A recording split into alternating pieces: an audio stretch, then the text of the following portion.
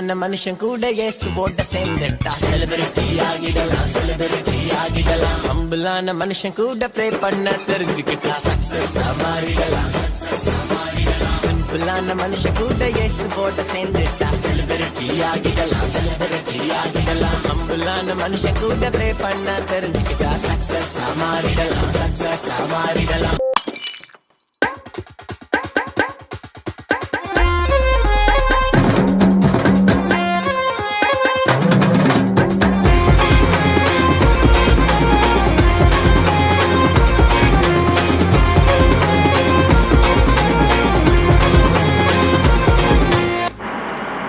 உயிரோடு உயிராக கலந்தவர் யாரு சொல்லு,